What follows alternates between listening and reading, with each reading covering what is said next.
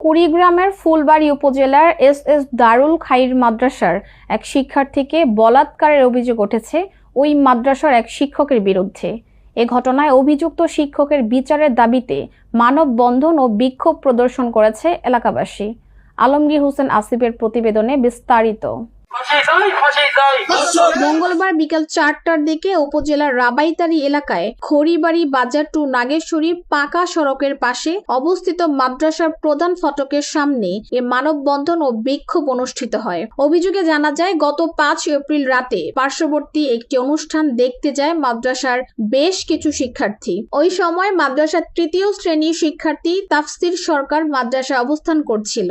এই সুযোগে অভিযুক্ত শিক্ষক হামিদুল হক জোরপূর্বক ওই শিক্ষার্থীকে ধর্ষণ করেন। পরবর্তীতে শিশুটিকে বাড়ি যেতে চাইলে তাকে আটকে রাখা হয়। পরের দিন বাবার অসুস্থতার অজুহাতে শিশুটি বাড়িতে গিয়ে কান্নাকাটি করলে পরিবারের সদস্যদের জিজ্ঞাসাবাদে পুরো ঘটনা খুলে বলে। বিষয়টি জানাজানি হলে গত সোমবার রাতে বিক্ষুব্ধ এলাকাবাসী মাদ্রাসাটিতে তালা ঝুলিয়ে দেয়। ভুক্তভোগী শিক্ষার্থী তাফসির সরকার উপজেলার রামরাম সেন গ্রামের শাহিন সরকারের ছেলে এবং অভিযুক্ত শিক্ষক হামিদুল হক পার্শ্ববর্তী নাগেশ্বরী উপজেলার সন্তোষপুর ইউনিয়নের হাজিটারি গ্রামের নুরুল হকের ছেলে। ওই শিক্ষার্থীর বড় ভাই সেতু সরকার বলেন, আমার ছোট ভাই মাদ্রাসায় পড়ে। সেদিন রাতে সবাই বাইরে অনুষ্ঠানে থাকায় ওই শিক্ষক সুযোগ নিয়ে তার উপর নির্যাতন চালায়। আমার ভাই বাড়িতে এসে কান্নাকাটি করে, আমাদের সব জানায়। আমরা এই ঘটনার সুষ্ঠু বিচার চাই এবং দোষী শিক্ষকের দৃষ্টান্তমূলক শাস্তি চাই।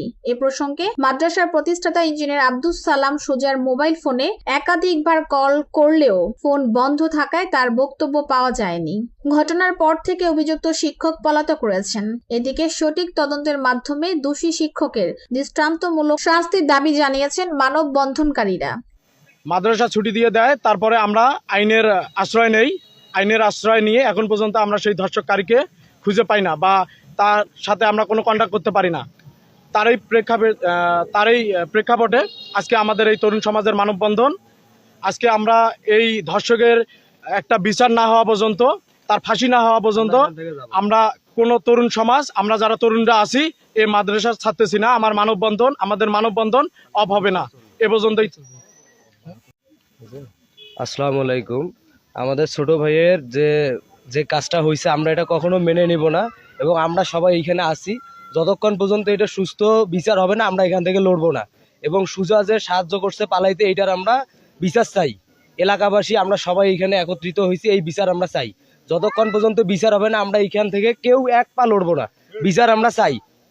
বাসা খড়িবাড়ি ভাঙাবাড়ি ইউনিয়ন জোসনার মোড়ে। আমার বাবা